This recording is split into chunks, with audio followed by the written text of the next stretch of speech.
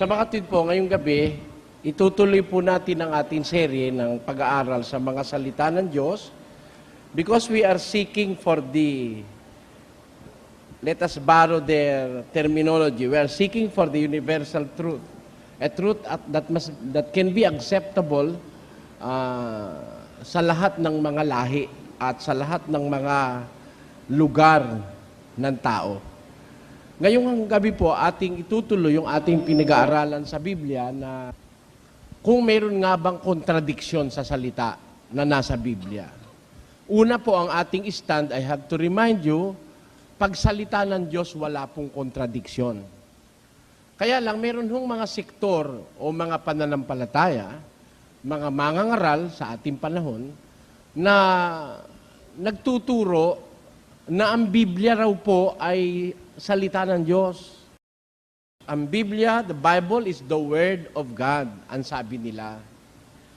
Ako, I disagree, and I do not believe that the Bible is the Word of God. But I believe that the Bible contains the Word of God. Yun ho aking paniniwala. Ano po ang ibig kong sabihin? Sa pagliliwanag natin sa salita ng Diyos ay wala pong kontradiksyon, I stand firm na sa salita ng Diyos walang kontradiksyon. Pero, hindi ko sinasabing sa Biblia ay walang kontradiksyon. Maaaring meron tayong makitang kontradiksyon sa Biblia. Pero bakit? Sapagkat sa Biblia po, hindi lahat ng nakasulat ay salita ng Diyos. Nasa Biblia ang salita ng Diyos, pero hindi ang Biblia ay salita ng Diyos. Ang katunayan po sa Biblia, may mga nakarecord na salita ng isang taong sinungaling. Nakarecord sa Biblia ang salita ng isang taong rebelde. Nakarecord sa Biblia ang isang salita ng isang tao na nag-aalinlangan. Merong nakarecord na salita ng walang Diyos. Meron po nakarecord na salita sa Biblia ng demonyo. Salita ng mga anghel, salita ng masasamang espiritu, salita ng mga halaman, ng mga hayop, at ng iba't ibang klase ng mga nilalang. Ngayon, hindi imposible na makakita tayo ng contradiction nga sa Biblia. Pero, let us examine in the light of the Scriptures kung yung contradiction na yun ay parehon sa Diyos. Kasi pagka nagkaganon, na ang Diyos kinokontra niya yung kanyang sarili, lalabas na mali na ang Biblia. Pero, kung halimbawa, may nakita kang kontra dun sa sinabi ng Diyos, yun naman palang kontra, sabi pala naman ng demonyo, talagang magkakontra nga.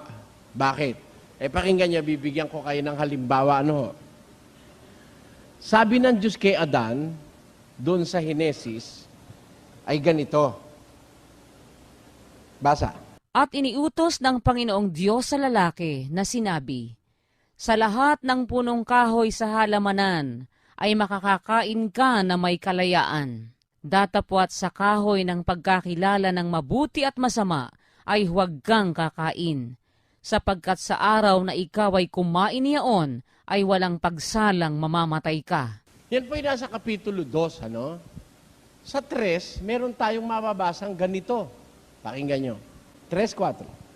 At sinabi ng ahas sa babae, tunay na hindi kayo mamamatay, sapagkat talastas ng Diyos na sa araw na kayo'y kumain niyaon ay madidilat nga ang inyong mga mata at kayo'y magiging parang Diyos na nakakakilala ng mabuti at masama. Yan. Sabi ng Diyos, pag kumain kayo yung bunga ng punong kahoy na yon, walang pagsala kayo mamamatay. Sabi naman ng ahas, hindi kayo mamamatay. Tunay na hindi kayo mamamatay. Kaya lang kayo ayaw pakainin ng Diyos, talastas niya na pag kumain kayo, madidilatan yung mata. Magiging para kayong Diyos na nakakakilala ng mabutit masama. Makatid, magkakontra po o hindi? Magkakontra Bakit to? Kasi, yung isa ang Diyos ang nagsabi. Yung isa ang nagsabi, yung kalaban ng Diyos, yung ahas. O ngayon, pagka lahat ng mababasa mo sa Biblia you will take it as it is the Word of God, magugulo nga isip mo. Pag hindi mo maunawaan kung paano ginagamit ang Biblia. Kasi miski parehong salita ng Diyos, kung hindi naman magkaugma sa pagkakataon, lalabas din magkakontre. Pakinggan nyo, sa isang talata ng Levitico Kapitulo 11, versikulo 1, patuloy, ganito po ang nakasulat. At sinalita ng Panginoon kay Moises at kay Aaron, na sa kanila'y sinasabi, Inyong salitain sa mga anak ni Israel na inyong sabihin, Ito ang mga bagay na may buhay na inyong makakain sa lahat ng mga hayop na nasa lupa. Alin mang may hati ang paa na baak at ngumunguya, sa mga hayop ay inyong makakain. Gayunmay, huwag ninyong kakanin ang mga ito sa mga ngumunguya o doon sa mga may hati ang paa. Ang kamelyo, sapagkat ngumunguya, ngunit walang hati ang paa, karumal-dumal nga sa inyo. At ang koneho, sapagkat ngumunguya, datapwat walang hati ang paa, karumal-dumal nga sa inyo. At ang liebre, sapagkat ngumunguya, datapwat walang hati ang paa, karumal-dumal nga sa inyo. At ang baboy, sapagkat may hati ang paa at baak, datapwat hindi ngumunguya, karumal-dumal nga sa inyo. Sino may sabi? Ang Diyos. Ang baboy, kahit baak ang paa, hindi naman ngumunguya, karumal-dumal sa inyo. Ano naman ang sabi uli ng Diyos dito sa kabila? 7:19. Sapagkat hindi pumapasok sa kanyang puso, kundi sa kanyang tiyan, at lumalabas sa dakong daanan ng dumi. Sa salitang ito'y nililinis niya ang lahat ng pagkain. Lahat ng pagkain, pwede nang kainin. Bawal dun sa kabila. Para lalabas ba ang Diyos kinokontra yung sarili niya, no? Diyan ho tayo mag-ikot-ikot ngayong gabi, mga kababayan. Makita niyo po sana na ang Biblia ay isang reliable book. If you only and if we only understand the meaning and the intent of every pronouncement of the word, maintindihan sana natin na talagang walang kontradiksyon sa Biblia. Uumpisahan ko na po ang ating pag-aaral ngayong gabi. Subaybayan niyo ang aking pagtatanong, pati yung sagot na isasagot. Ang isasagot po ilalagay natin sa pisara. Pwede niyong mabasa sa inyong sariling Biblia. Sundan ninyo, baka niloloko namin kayo sa aming pagbabasa. Umpisahan na po natin ang ating pag-aaral kung meron ngang kontra sa salita ng Diyos sa Biblia. Sa isang talata po ng Jeremias, Kapitulo 6 at versikulo 16, merong ganitong mababasang sinabi ng Panginoon. Pakinggan niyo. Ganito ang sabi ng Panginoon, Magsitayo kayo sa mga daan at magsitingin kayo at ipagtanong ninyo ang mga dating landas kung saan nandoon ang mabuting daan at magsilakad kayo roon.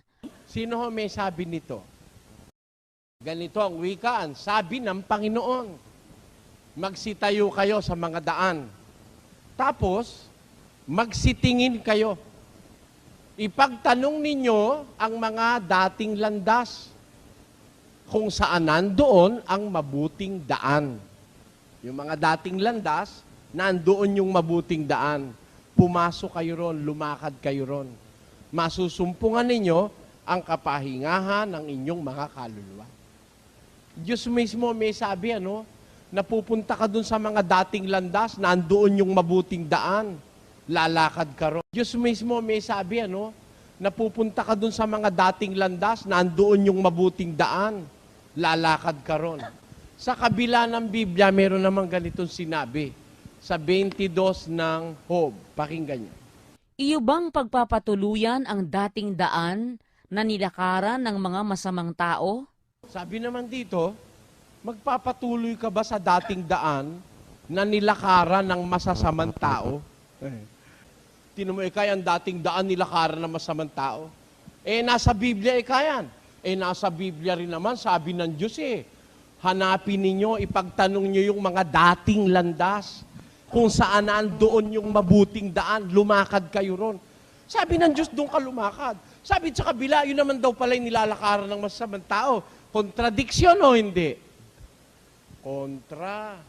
Sabi doon sa isa, lakaran mo. Sabi doon sa isa, wag mong lakaran. Di kontra. Ngayon, bakit kontra? Di atin tuklasin kung sino may sabi doon sa isa. Sa 6:16 ng Jeremias, ang may sabi na ipagtanong yung mga dating landas at puntahan yung dating daan, ang may sabi ang Diyos. Maliwanag ho yun Ulitin natin. Ganito ang sabi ng Panginoon. Sino ho may sabi?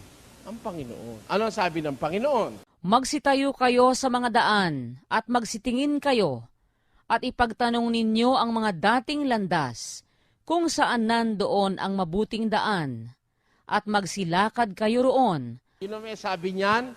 Ang Diyos. Pagtanong niyo yung mga dating landas, kung asan yung mabuting daan, lumakad kayo ron. Sabi ng Diyos, lumakad.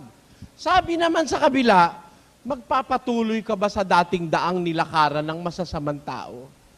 Kaya, sino may sabi? Tignan natin kung sino may sabi dun sa kabila. Nang magagayoy, sumagot si Elipas na Temanita at nagsabi, iyo bang pagpapatuluyan ang dating daan na nilakaran ng mga masamang tao?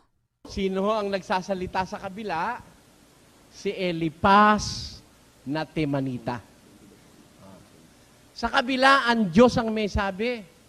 Sa kabila, si Elipas ang may sabi. Tanungin natin ang Diyos, Diyos, tama po ba yung sinabi ni Elipas? Sa assessment mo, Diyos, ano ba yung sabi ni Elipas? Bakit ganon? Yun daw dating daan nilakaran ng masasamang tao. Pasagutin natin ng Diyos. Basa.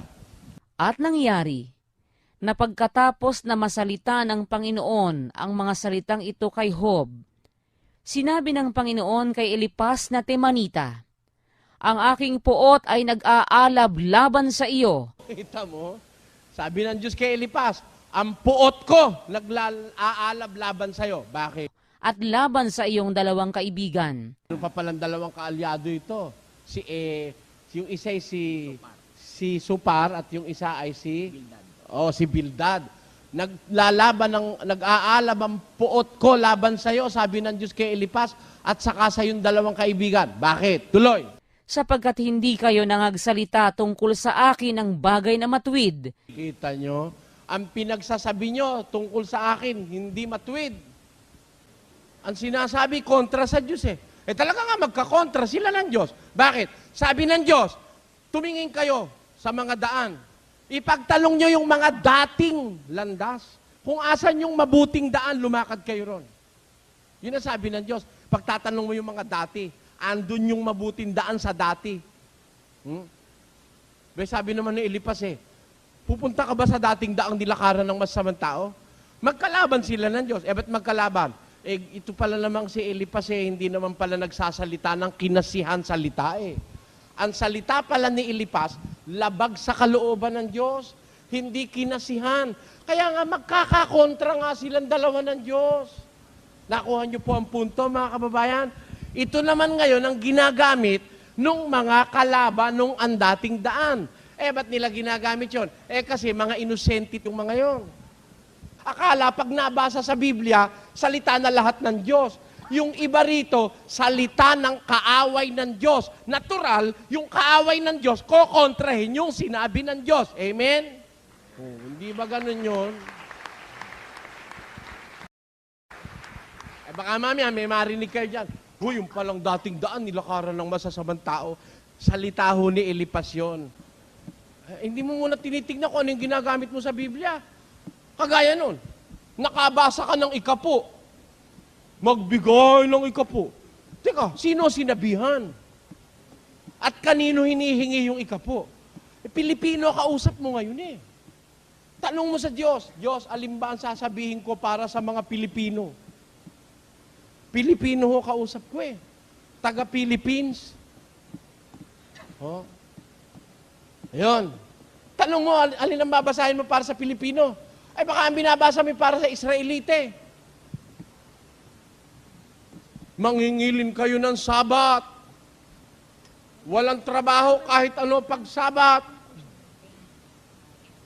Teka muna, sino kausap ng Diyos doon? Ikaw ba? Lahat ng mabasa ay pinapatungkol sa kanya sarili at saka doon sa kausap niya. Eh kagaya lang nung sinabi ni Kristo sa binata eh. Sabi ni Kristo, gusto mo ba maging sakdal? Opo.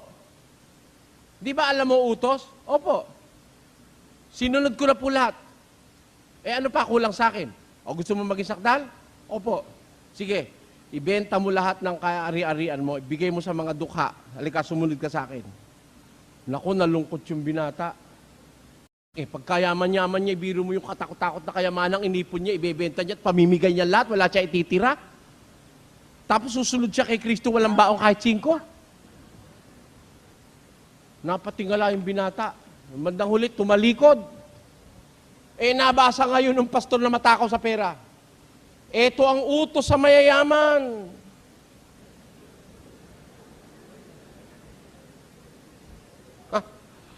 Nagulat tuloy yung mayaman. Ayaw na tuloy. Teka muna kapatid. Isa lang naman ang inutusan noon, ano? Ipagbili mo ang iyong tinatangkilik. Ibigay mo sa mga dukha. Unikong-uniko lang yung sinabihan ni Kristo noon. Bagaman maraming mayaman nung panahon na yon, sa kanya lang sinabi. Dahil sinubok siya ni Kristo kung susunod siya, kung hindi, eh nasubok siya, hindi siya sumunod. Pero hindi lahat ng mayaman ganun ang utos.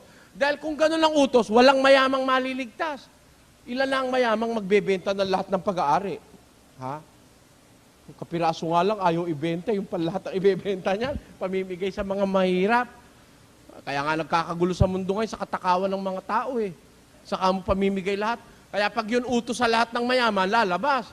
Mahihirapan ng mayayamang makapasok sa langit. Pero hindi po utos yun sa lahat ng mayaman. Isa lang ang inutusan noon. Eh, nakabasa ka ng ikapo. Sino inutusan? Tayo bang Pilipino? Yan ang mali sa gumagamit ng Biblia. Nakabasa ka halimbawa, mangingiling kayo ng Sabat. Huwag kayong gagawa ng anumang trabaho pagka Sabat. 6 na araw kang gagawa. Gagawin mo lahat ang iyong gawain. Ang ika-7 araw, Sabat sa Panginoon. Sa araw na yan, huwag kang gagawa ng anumang gawa. Huwag kang magpapaningas ng apoy. Huwag kang magsasalita ng wika. Huwag kang lalakad. Huwag kang maglalabas ng bahay. Oh. Eh ngayon, huwag kang magluluto. Yung mga Sabadista ngayon, nagluluto ba o hindi? Pag Sabado, bawal magluto eh. Alam niyo kung bakit bawal magluto sa pag Sabado, sa Sabadista nung araw? Kasi pagka Biyernes ng hapon, uulan na ng mana. Meron na silang free supply of food na hindi sila magluluto. Mamumulot na lang sila ng Biyernes ng hapon. Eh ngayon, itong mga Pilipinong Sabadista, maghintay nga kayong umulan ng mana. Oh, ang hirap kasi sa inyo eh. Nakabasa kayong mangili ng Sabat, pati sarili mo, isinaksak mo na eh. Teka muna. Tignan mo muna kung kanino sinabi para walang kontra, para walang mali, para tama, para ang implementasyon rightfully done. Hindi kailangan nabasa mo, isaksak mo agad sa sarili mo. Hindi po ganon, mga kababayan. Tignan mo muna kung kanino sinabi para walang kontra, para walang mali, para tama, para ang implementasyon rightfully done. Hindi kailangan nabasa mo, isaksak mo agad sa sarili mo. Hindi po ganon, mga kababayan. Kaya, inaalam natin ang paggamit ng Biblia para matuklasan natin kung meron talagang kontradiksyon. Sabi ni Elipas, papatuluyan mo ba yan dating daan, nilakaran ng masamang tao? Sabi ng Diyos, ipagtanong ninyo mga dating landas, kung asan yung mga mabubuting daan, doon kayo lumakad. Di magkakontra, o eto pa, pakinggan nyo kung bakit hindi magtatali talaga eh. Magkaaway yung nagsalita eh. Kaaway ng Diyos si Elipas. Hindi siya ganap na nagsasalita ng totoo. Eto pa ang sabi ni Elipas, 22:2. Umpisa mo sa 1. Nang magagayoy, sumagot si Elipas na Temanita at nagsabi, Ano sabi? mapapakinabangan ba ang tao ng Diyos? Mapapakinabangan ba ang tao ng Diyos? Kayo ho, sumagot kayo. Pwede ba tayong pakinabangan ng Diyos? Ano ang sagot ni Elipas? Tingnan nyo kung pareho tayong sagot, ho. Tuloy. Tunay na siyang pantas ay nakikinabang sa kanyang sarili. Kita nyo, hindi pala pinakikinabangan ng Diyos ang tao para kay Elipas. Ang tao, kung pantas ka, nakikinabang ka sa iyong sarili. Bagay, kung hindi mo nga naman susuriin, parang totoo eh. Halimbawa, doktor ka. Doktor. De, pantas ka. Nanggamot ka. Sino ang nakinabang? Ikaw. Binayaran ka eh. Biro mo, sumulat ka lang, 150 na. Ano ba ho yan, Dok? Bilin mo to ha, 3 tabletas ang maghapon. Ito naman minsan sa maghapon. Ito naman, 4 na oras, ano? O yan, tapos pagkaraan sa linggo, bumalik ka rito sa akin, ha? Bayad ka. Hindi pa nakakadalaw, 1 linggo 2 araw pa lang eh. Dok, nangati ho ako doon sa binigay niyo eh. Nangati ka ba? Hindi mo sinasabi may allergy ka pala. Teka, kuha uli papel. Oh, bumili ka nito, ha? Oh, 150 ulit. Mapapakinabangan ba ang tao ng Diyos? Siya ikang pantas ay nakikinabang sa kanyang sarili. Sabi ni Elipas, pag pantas ka, nakikinabang ang sarili mo. Hindi ang Diyos ang nakikinabang sa'yo. Yun ang haka-haka ni Elipas. Meron pa siyang idinuktong eh. Tuloy natin. May kasayahan ba sa makapangyarihan sa lahat na ikaw ay matuwid? Oh, natutuwa ba ang Diyos kung ikaw ay matuwid? Tuloy. O may pakinabang ba sa Kanya na iyong pinasasakdal ang iyong mga lakad? O may pakinabang ba sa Kanya na pinasasakdal mo ang iyong mga lakad? Tatanong si Elipas, may pakinabang ba ang Diyos sa'yo kung nagpakatuwid ka? May pakinabang ba kung pinasasakdal mo ang iyong mga lakad? O, tenyo. Akala ni Elipas, tama yung sinasabi niya. Ang assessment ng Diyos doon sa 42:7, hindi kayo nagsasalita ng matuwid tungkol sa akin. Therefore, umpisa pa lang ni Elipas, mali na ito sinasabi niya. Bakit mali? Yung sabi lang niya, mapapakinabangan ba ang tao ng Diyos? Kayo ho, ano sagot nyo? Pwede ba tayong pakinabangan ng Diyos? Para kay Elipas, walang pakinabangan Diyos sa atin kahit tayo magpakatuwid eh. Mali yun. Mali yun. Nasisiyahan ba ang makapangyarihan sa lahat kung ikaw ay matuwid? Nasisiyahan ba siya o hindi? Sisiyahan. Para kay Elipas, hindi eh. At tingnan natin, tanungin natin si Kristo. Panginoon, pag matuwid ba kami at kami pantas, nasisiyahan ka ba? Basa, 15:7. Sinasabi ko sa inyo, na gayon din magkakatuwa sa langit, dahil sa isang makasalanang nagsisisi. Ayun. Sabi ng Biblia, sabi ng Diyos, magkakatuwa sa langit sa isang makasalanang nagsisisi. Pagka pala meron taong nagsisisi, nagbabago, natutuwa ang Diyos. Kahit isa lang. Kahit isang tao lang nagsisi, nakakilala ng kanyang mali, natutuwa ang Diyos. Ito lang ang hindi natututunan ng ating mga mambabatas eh. Yung mapatuwa ang Diyos. Hindi nila itinuro sa atin na pagka meron palang isang taong masama, nagsisisi, nagbabanal, natutuwa ang Diyos. Sabi ni Kristo, magkakatuwa sa langit. Anong katunayang ang Diyos natutuwa sa mga nagbabanal? Pakinggan nyo sa 16:3 ng awit. Tungkol sa mga banal na nangasa lupa, sila ang maririlag na mga kinalulugdan kong lubos. Nalulugod po ang Diyos sa mga banal o hindi? Nalulugod. Sabi ng Diyos, yung mga banal na nasa lupa, sila ang maririlag na kinalulugdan kong lubos. Tuntua pala ang Diyos sa mga banal. Asan yung mga banal? Pakiulit mo.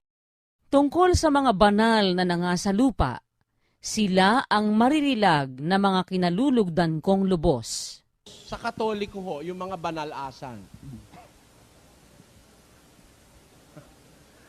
Hindi, huwag kayong magagalit. Nag-aaral lang naman tayo. Para sa mga Katoliko, asan ng mga banal? Nasa langit. Sa Biblia, yung palang mga banal, nasa lupa pa eh. Sa kanila, para maging saint, nasa langit na eh. Yan ang isa sa pinakamaling aral ng Katolisismo, na bago tanghaling santa o santo, nasa langit na raw. At kaibigan na ng Diyos do't, malakas na sa Diyos. Kaya pag lumapit ka raw sa mga santo, dahil malakas sa Diyos yun, granted ang kahilingan mo.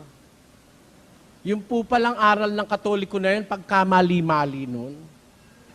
Yung mga banal na kalugod-lugod sa Diyos, nasa lupa. Mga taong nasa lupa. Ayan. Kasi wala pa naman po sa langit eh. Kaya lang makakarating ang mga banal sa langit pag dinala na ng Diyos. Samantalang hindi pa dinadala ni Kristo, nandito pa yan. Kahit yung mga banal na namatay, andyan pa yan. Kaya nga may resurrection eh. May tawag na pagkabuhay na mag-uli. Ha? Kung kailan ire-resurrect ng Diyos yung mga banal, pagkatapos sakalang dadalhin sa langit. Eh hindi pa naman nagre-resurrection, ando na raw si Lorenzo Ruiz. Wala pa ron. Wala pa ron. Sabi ng Diyos ang mga banal nakakalugod sa Kanya, nasa lupa.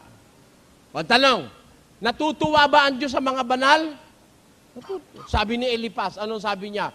May kasayahan ba sa makapangyarihan sa lahat kung ikaw ay matwid? Ayaw niyang maniwalang pag nagpakatuwid ka, matutuwa ang Diyos. Para kay Elipas, hindi ganon. Pero sa Biblia, natutuwa ang Diyos. Sabi ni Elipas, mapapakinabangan ba ang tao ng Diyos? Tanungin ko kayo ngayon, pwede ba tayong pakinabangan ng Diyos? Tanungin natin ng Diyos kung pwede niya tayong pakinabangan. Ikalawang Timoteo 2. Pakinggan niyo mabuti kung pwedeng pakinabangan ng Diyos ang tao. Ito po ating mababasa. Gayunmay ang matibay na pinagsasaligan ng Diyos ay nananatili na may tatak nito. Alin yun? Nakikilala ng Panginoon ang mga kanya at lumalayo sa kalikuan ang bawat isa na sumasambitla ng pangalan ng Panginoon. Dito may pinakikilala po si San Pablo na kilala ng Diyos yung mga kanya. Sino yung mga sa Diyos? May tatak ika ng Diyos. Nananatiling may tatak nito. Nakikilala ng Panginoon ang mga kanya. Lumalayo sa kalikuan ng bawat isa na sumasambitla sa pangalan ng Panginoon. Those people who refrain from evil and from sin is acknowledged by God as His people. Kilala ng Diyos ang mga kanya. Lumalayo sa kalikuan. Ano ngayon ang sabi ng Diyos? Ano ngayon ang sabi ng Diyos? Tuloy natin. Datapwat sa isang malaking bahay Ay hindi lamang may mga sisidlang ginto at pilak, kundi mayroon din namang kahoy at lupa, at ang iba'y sa ikapupuri, at ang iba'y sa ikasisirang puri. Kung ang sino man nga ay malinis sa alinman sa mga ito, ay magiging sisidlang ikapupuri. Yan. Sa isang malaking bahay, nagbibigay ang Diyos ng argumento material. Sa isang malaking bahay, iba-iba ang mga sisidlan, ang mga utensils. Meron kang ginto, may pilak, may kahoy, may lupa. Merong sisidlang, ikakapuri. Totoo naman yun eh. Di ba, meron tayong mga sisidlan sa bahay, ikapupuri. Halimbawa, isang antigong magandang aparador, ikapupuri yun. O kaya lansena, nilalagay pa nga yun sa nakikita eh. Sisidlang kasing kapuri-puri eh. Pero yung arinola, sisidlan ba rin o hindi? Meron na kayo nakitang tao na ang arinola inilagay sa gitna ng sala. Meron kasing sisidlan sa isang bahay, ikasisirang puri. Halimbawa, meron kang gamit na pangit sa tingin, tinatago mo yun eh. Di ba? Wala naman akong nakitang bahay nga na may arinolang butas pa, nakalagay sa gitna ng bahay. Wala naman. Pero yung mga sisidlang ikapupuri, magagandang baso, mga terno ng mga iba't ibang set ng mga kasangkapan, nilalagay pa nga yun sa nakikita, nakadisplay yun eh. Hindi ba? Ganun lang ang ibig sabihin ng Biblia. Sa isang malaking bahay, may sisidlang ikakapuri, may sisidlang ikakasirang puri. Kung ang sino man nga ay malinis sa alinman sa mga ito, ay magiging sisidlang ikapupuri, pinakabanal, marapat gamitin ng may-ari, nahahanda sa lahat ng gawang mabuti. Tanyo, ang sisidlang palang tinutukoy tao. Ha?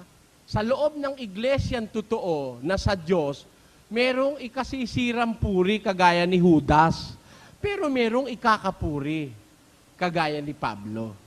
Diba? Kung alin man ang malinis, sisidlang ikapupuri, pinakabanal, marapat gamitin ng may-ari. Pwede ba tayong gamitin ng Diyos at pakinabangan o hindi? Pwede.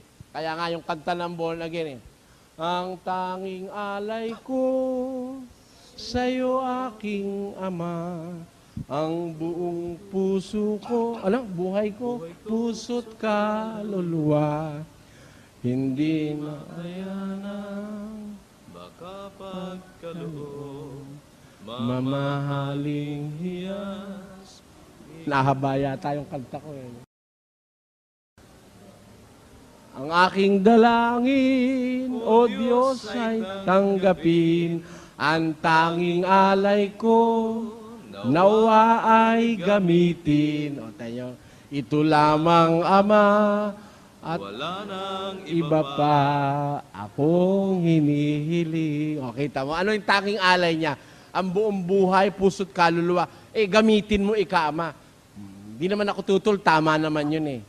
Talagang pwede tayong gamitin ng Diyos. Halimbawa, ako, ginamit ako ng Diyos dito sa dalawang ito. Dati kasi yon sacristan sa San Fernando, yung mataba.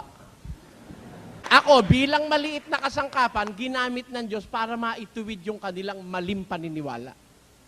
Kaya, pwedeng ang tao gamitin ng Diyos sa kapwa. Halimbawa, may pulubi, walang makain.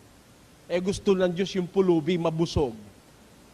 Nakita nung isang merong pera, naawa, sabi ng Diyos, hoy, bigyan mo 50 pesos yan nang makaraos.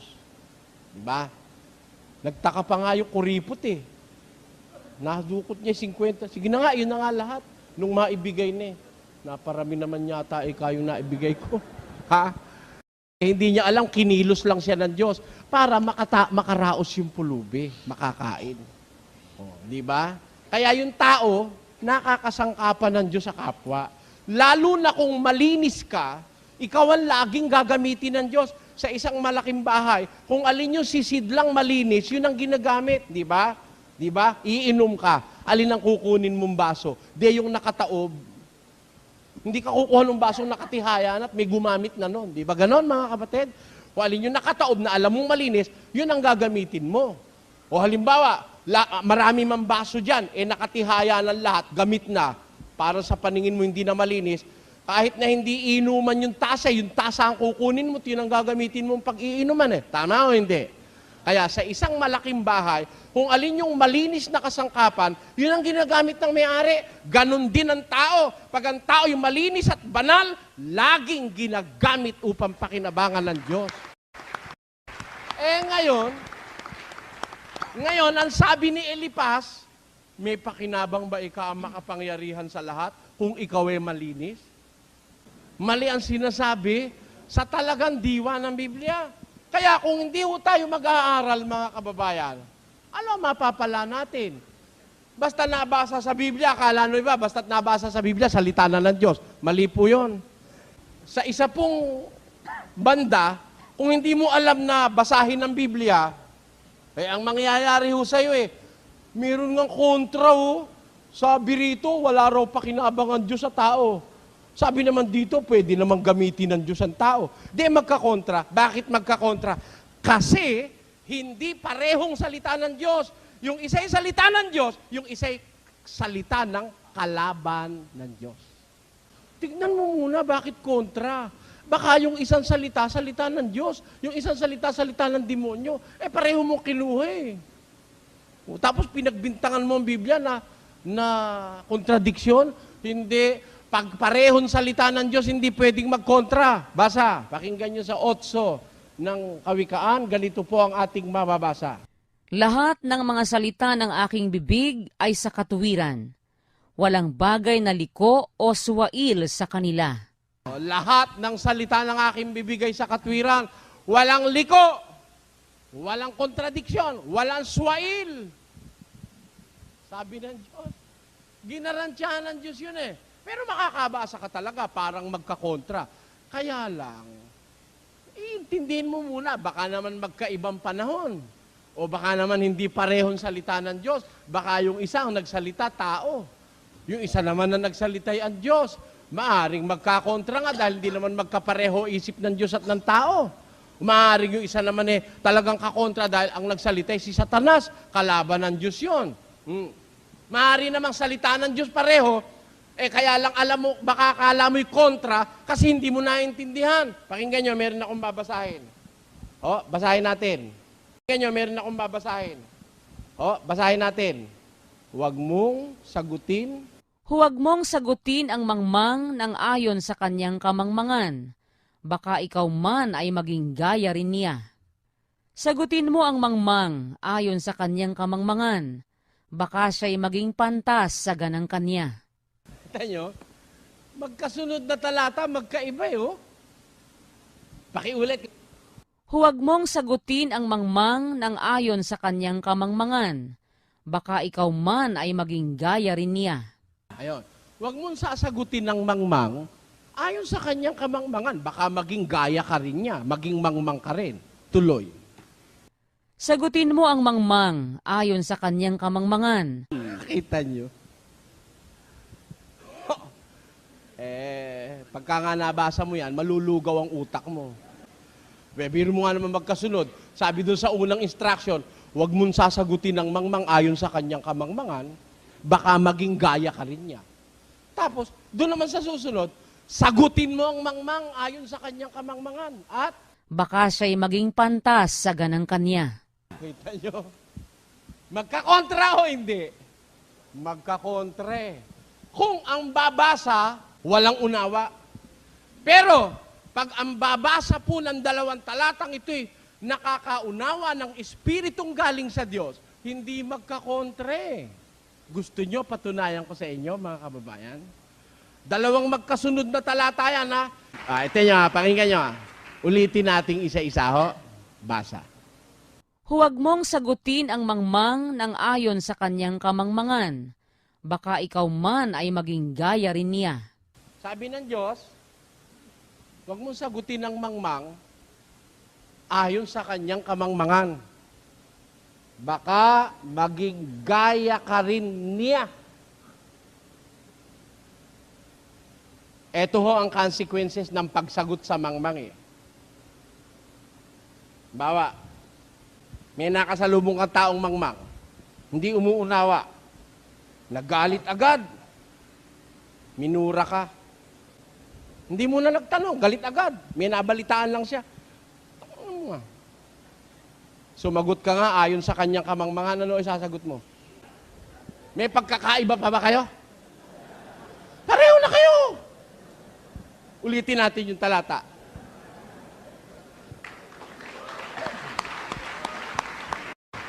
Pakiulit. Huwag mong sagutin ang mangmang ng ayon sa kanyang kamangmangan.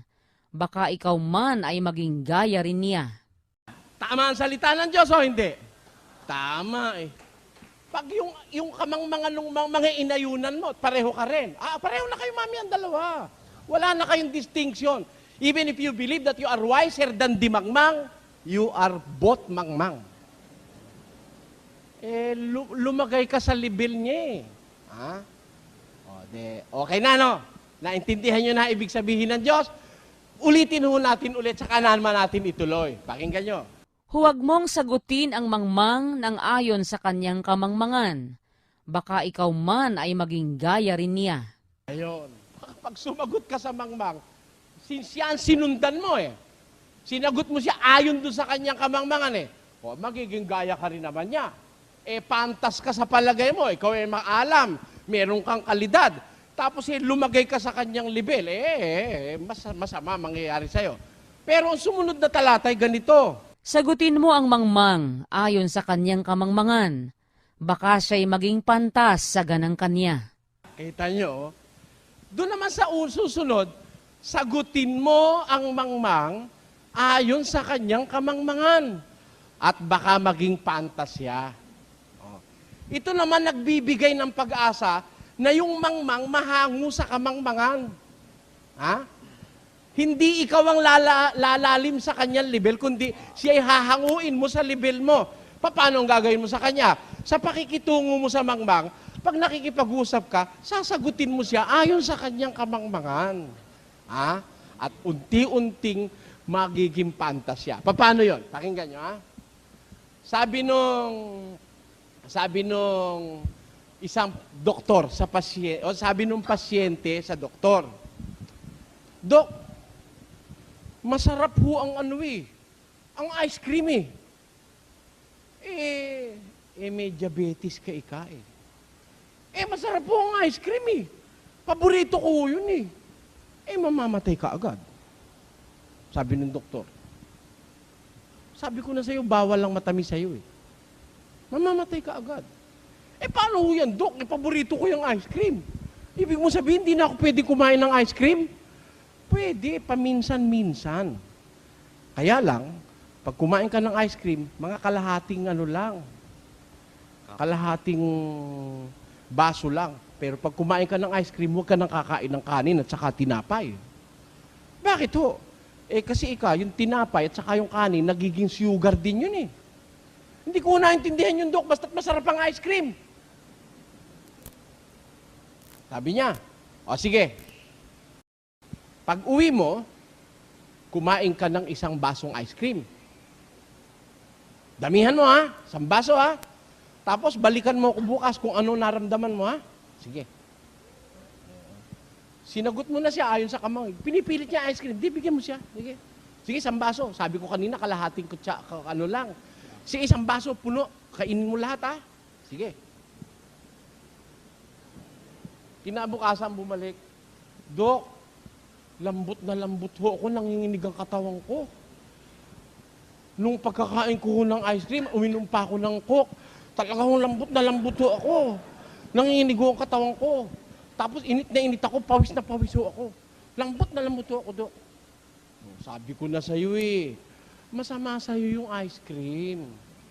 Matamis yun, maraming asukal yun binagayan mo yung kamangmangan yan, hindi niya maintindihan Hindi niya alam yung glucose, hindi niya alam yung lactose, hindi niya alam yung simple sugars, hindi niya alam yung that carbohydrates is converted into simple sugars, iparamdam mo sa kanya. Ngayon, nanginginig ka pa ba? Nanghihina pa ba ang laman mo? Upo, Dok. Teka, bibigyan kita ng inumin mo. Diyan ka kalahating oras, huwag ka alis ano ang pakiramdam mo? Malakas na ho, Dok. Malakas na. Ayos na ho. Ayos na. Eto pa isa. Inumin mo pa to. Dok, nanghihina ho ako, Dok. Nung tumatalaban ko, nanghihina ako. Ito. Kalahati. Nung mainom yung kalahati, pagkaraan na medya ora, Dok, lumalakas na naman ako. Yon. Ganon, anak. Kaya nga bawal sa'yo maraming sugar, kailangan regulated lang. Yung ibinigay ko sa'yo, pampababa ng sugar, tinan mo nang bumaba yung sugar mo, nalambot ka rin. Nung tumaas yung sugar mo, nalambot ka rin. Kaya kailangan, ang regular na sugar lang ma-maintain. Ayan. Para sa mga may kailangan, ang regular na sugar lang ma-maintain. Ayan. Para sa mga may diabetes. Yung hindi nakakaintindi ng medisina, nung maramdaman niya yung sinasabi ng doktor, naniwala siya. Hindi ka na mahihirapang magpapaliwanag na kailangan ng insulin ganon. Hindi na. Yung naramdaman niya, matututo na yun Kaya sa susunod, inaalok ng ice cream, patikim nga. Ito pa, Mari, sige ka. Ayoko. Natuto yung mangmango, hindi. Bakit? Binagayan mo yung katangahan niya yun ang ibig sabihin ng Diyos doon. Kasi, there are things, ang nanay ko po kasi may diabetes Ang nanay ko, nung siya 87 na, nagka-diabetes. Sabi nga nung doktor namin, ano ba naman diabetes at nahuli ng dating? Kasi meron po silang tinatawag na diabetes na huli na eh. Ayun, yun daw sa nanay ko, huli na. Siguro, bunga na lang nakatandaan. Ngayon, madalas ho yung aking ina, palibasa ayaw siya nung kakain ng maraming ulam, ang dinadamihan niya kanin. Eh, pag minsan, pag sumobra kanin, manginginig. Lalagyan namin ng bibigyan kong gamot. Minsan naman, siguro, sa takot niyang manginig siya uli, natakot nang kumain ng kanin. Ha? Nagpapak na lang nung ulam, eh nagkulang naman yung sugar, naglambot na naman. Tawag ako kay Dr. Doc, ang nanay naglalambot, nahihilo daw siya. Eh ano ba kinain? Eh ulam lang ako, hindi kumain ng kanin. Naku, kulang ika sa sugar yan, Eli. Ang gawin mo ika, mukha ng painumin mo kalahating bote. Ho, hindi ko babawal sa ako bahala, sabi ng doktor. Sabi niya, pagkaraan ng kalahating oras, tawagan mo ko kung ano naramdaman. Nay, kako, minum ka. Ayoko nga, ano, papatayin mo ako, naglalambot na nga ikaw. Sige ka ako, sabi ni doktor. Ah, sabi ba ni doktor? O, sige, inumin nyo. Minom. O, sige, pay. Minom konti. Nak, malakas na ako. Tayo na. Dial ako, Dok, tumayo na nanay ko. Malakas na raw siya. O, sabi ko na ika, kulang ang sugar niyan. Kaya patutuloy ako, marunong na akong kung kulang, kung sobra. Eh kasi magkulang at sumobra, eh, mahihilo ka eh. Aatakihin ka ng presyon na mataas eh. Ganon din naman yung ano eh. Yung tinatawag na hypertension at hypotension. Hindi naman natin alam yun eh. Alam ng doktor. Pero through experience, nalalaman natin na i-convey sa atin ng doktor yung kanilang pinag-aralan through experience. Kaya yung mangmang may pag-asang matuto nung nalalaman ng doktor. Kaya kayo kung may hika kayo, sinasabi ko sa inyo, lahat ng espesyalista sa hika sa Pilipinas, kilala ko. Alam niyo ang sabi nung isang espesyalista sa hika? Sabi ni Dr. Roque, Eli, alam mo, kung basta-basta doktor lang sa hika, talo mo. Sabi niya, bakit? Sa loob-loob ko, lahat hulang espesyalista sa hika, hindi lang naman ikaw ang nakausap ko na eh. Yung isang espesyalista sa Makati Medical Center, lahat ng pinagtutusok ako rito ng katakot-takot na tusok eh. Ano ba gagawin niyo ako sa akin, Dok? Ba't niyo ako sinusugatan? Titignan ika natin kung saan ka allergy. May allergy. Sugat yan. Sinugatan niyang buo na yan. Ang dami. 28 yata. Namaga yung dalawa. Yan ika ang allergy mo. Ano kako yan, Dok? House dust. Yan. At saka yung dried saliva.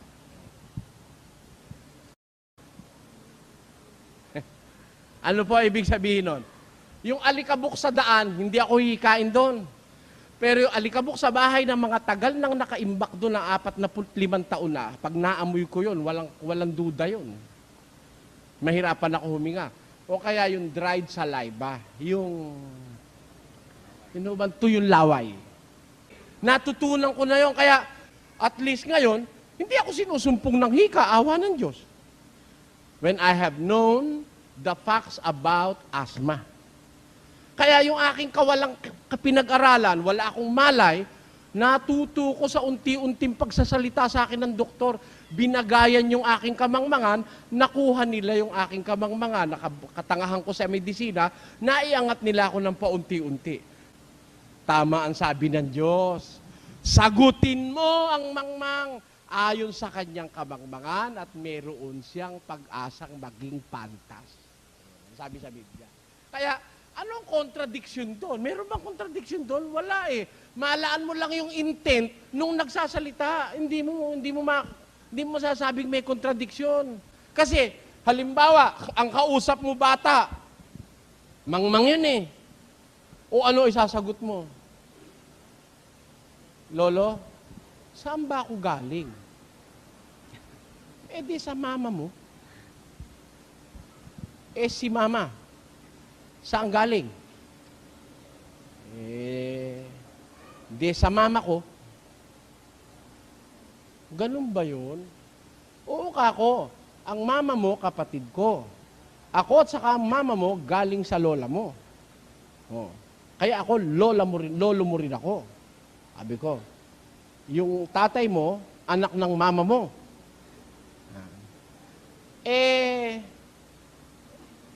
Lolo, ingkong kasi ang tawag sa akin eh. Ingkong, lolo ho yun eh. Ingkong, Nung bang lumabas ako sa mama ko, saan ba ako lumabas? Sabi nung bata, diyan ka ako sa tiyan ng galing eh. Di ba pagka ako nakakita kang buntis, doon yun, bad baby yun. Eh pagka ba lumalabas yung baby, saan ba yun? Lumalabas ba yun? Doon sa puwet, sabi niya. Sabi ko, hindi ka ako anak. Ang lumalabas sa puwet, tae yun. Di ba ako, pag tumatay ka, sa puwet lumalabas yun. Eh saan nga ako lumabas? O kayo, sasabihin nyo? O, sasabihin nyo ba yun? Hindi mo sasabihin. Sa bagay, malapit na siya sa katotohanan sa tinatanong niya, no? Eh pero hindi mo sasabihin. Babagayan mo yung kamangmangan niya. O, di ba? Oh, bandang huli, matututunan din niya yun. Di ba? Eh, yung apo kong tanong ng ganun eh. Nung tanongin ako, 7 taon eh. Eh, ngayon magkaka-14 na siya. Naintindihan niya na, kaya hindi ko siya sinasagot. Merong mga tanong na, kasi, saan ba kung galing ang buwan? Eh, sa Diyos. Eh, ang Diyos ang galing. Eh, ewan ko kako, hindi ko alam. Siyempre, babagayan mo, marami siyang tanong eh, saan ba galing ang tao? Sa Diyos. Saan ba galing ang buwan? Ang tubig? Sa Diyos, sa Diyos. Eh, ang Diyos ang galing. Katapos-tapos ay tinanong sa akin saan galing ang Diyos eh. Eh, hindi ko kako alam anak dahil hindi pa ako tao noon. Sabi ko sa kanya. Oh. Hindi niya kasi maintindihan, di ba? Bagayan mo na lang yung kanyang... Pero may pag-asa siyang maging pantas. Bakit? Nakikibagay ka sa kanya eh. Alam niyo kasi, may pag-asa ka na ikaw na pantas, makahikayat ng iba para maging pantas. Ang katunayan, yung abogado nakapagtuturo ng ibang hindi abogado para maging abogado. Tama po, hindi? O, yun. Ganun ang sinasabi ng Biblia. Na sagutin mo ang mangmang ayon sa kanyang kamangmangan at matututo naman siya. Maaari siyang maging pantas sa ganang kanyang sarili. Sa lahat ng ito, ibig ko lang ipakita sa inyo, ang Biblia, walang kontradiksyon yung salita ng Diyos. Oh. Kaya lang nagkakakontra-kontra ko minsan dahil sa sariling kaisipan ng tao. Yan. Ngayon, meron bang salita ang Diyos na magkakontra? Meron ho. Sasagutin ko na. Pero bakit magkakontra? Parehong salita ng Diyos. Kasi hindi parehong panahon. Tanyo? Yung salita ng Diyos, na parehong salita ng Diyos, pero parang magkakontra. Bakit? Sinabi sa magkaibang panahon. Tuklasin po natin yan sa Biblia. Sa